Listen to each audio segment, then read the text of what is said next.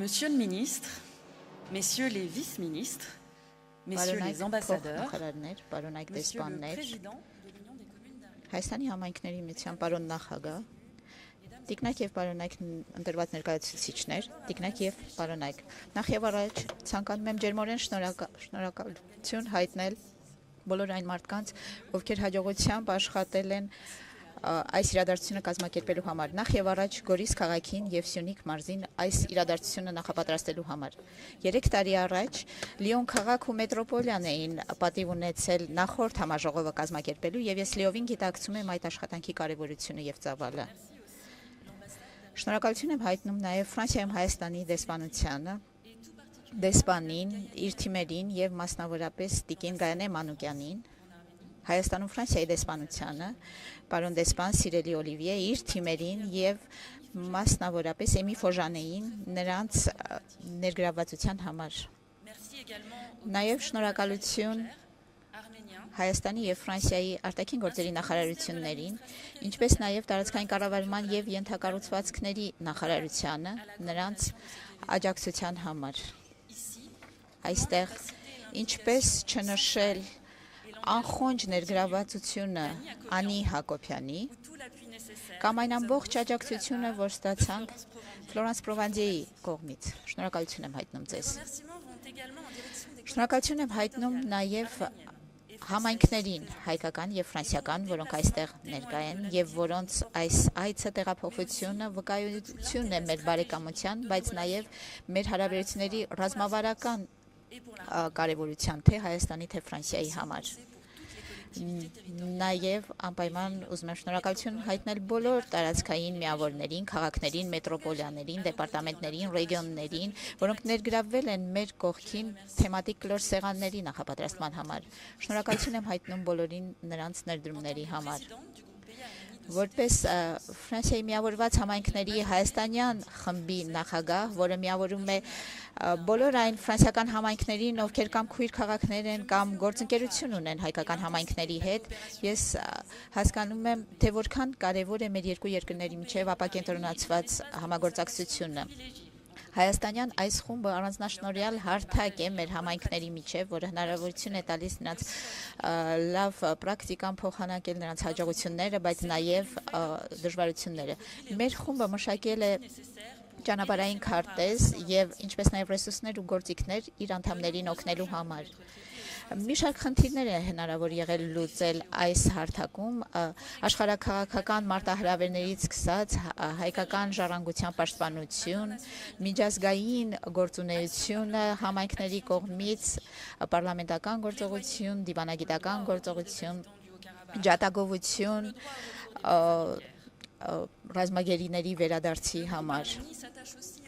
Հայաստանյան խումբը կարևորում է նաև մշակութային, տնտեսական,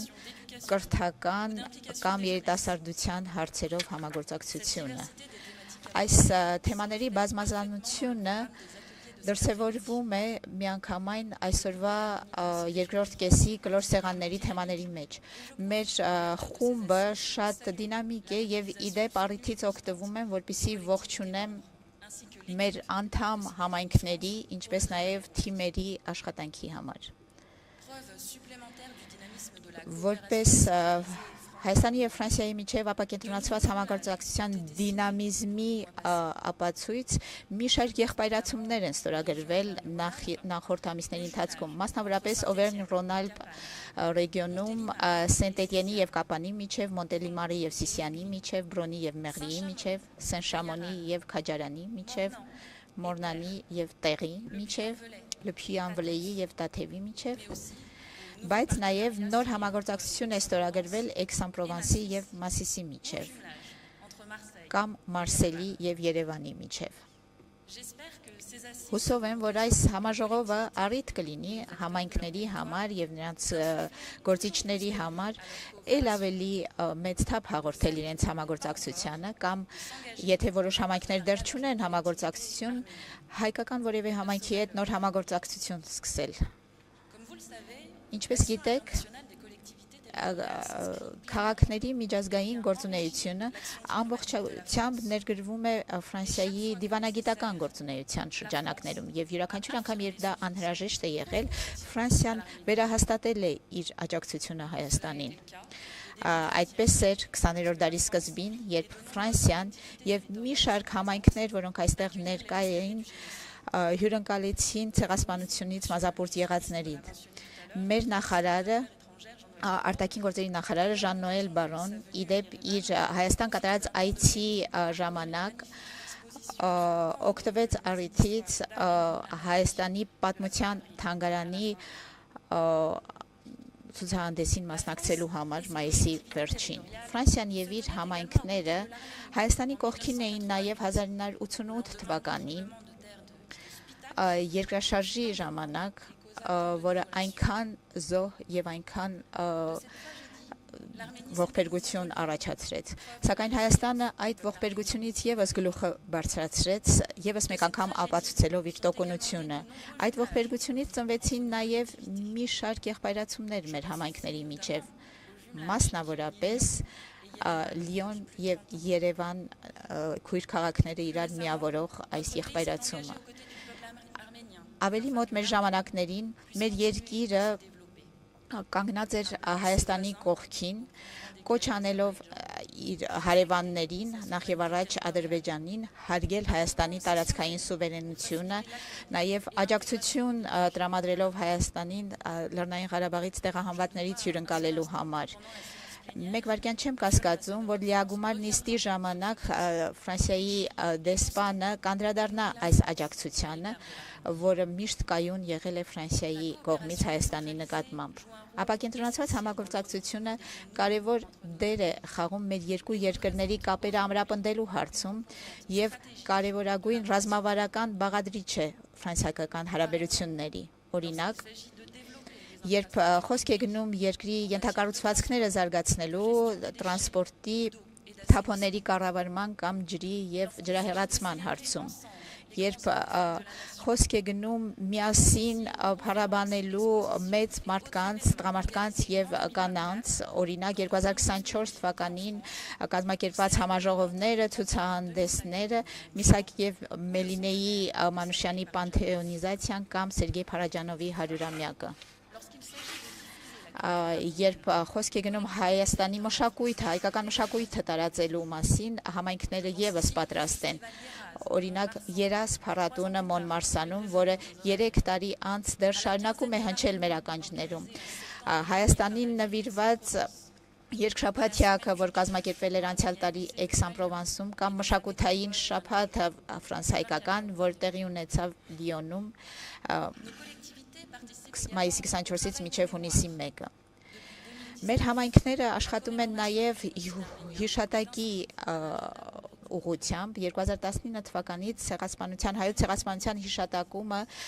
հանրապետական օրացույցում գրանցված է եւ դրանից հետո յուրաքանչյուր տարի քաղաքի ներկայացուցիչները, պրեֆեկտները, կազմակերպությունները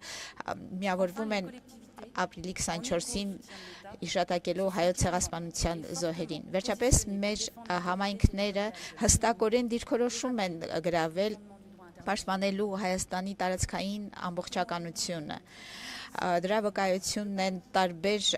ելույթները, հոդվածները, որ ստորագրել են Փարիզի, Լիոնի, Գրենոբլի կամ Ստրասբուրգի քաղաքապետները։ Ֆրանսիայի այս աջակցությունը համայնքների միջոցով դրսևորվում է նաև բազմաթիվ այցերով, օրինակ Մարսել քաղաքի պատվիրակության այցը մի քանի շաբաթ առաջ կամ Օվերնյ-Ռոնալպ պատվիրակության այցը Լորան Վոկեի գլխավորությամբ 2023 թվականին կամ Վիորբանինը 2024 թվականին։ Այս համագործակցություններն իրականացնելու համար մեր համայնքները միայնակ չեն գործում։ Ֆրանսիայում բնականաբար նրանք ունեն պետության աջակցությունը, բայց նաև մի շարք այլ գործընկերներ, ինչպես օրինակ կազմակերպությունները եւ միջազգային ցանցերը, եւ այստեղ այդ առիթով շնորհակալություն եմ հայտնում ՄԱԿ-ի զարգացման ծրագրին, որի ներկայացուցիչը այստեղ ներկա է եւ որը մի շարք ծրագրեր է ֆինանսավորել Հայաստանում։ Տարածքների միջև համագործակցությունը հենվում է նաև հաճախ ասոցիատիվ գործընկերների հետ համագործակցության վրա Ֆրանսիայում Հայաստանի Սփյուռքի ներգրավվածությունը նշանակալի է թե ճանաչելի դարձնելու համար հայկական մշակույթը, բայց նաև մեր երկու երկրների միջև փոխանակումներ զարգացնելու համար, լինի դա մշակութային, սպորտային, կրթական, թե երիտասարդական թեմաներով։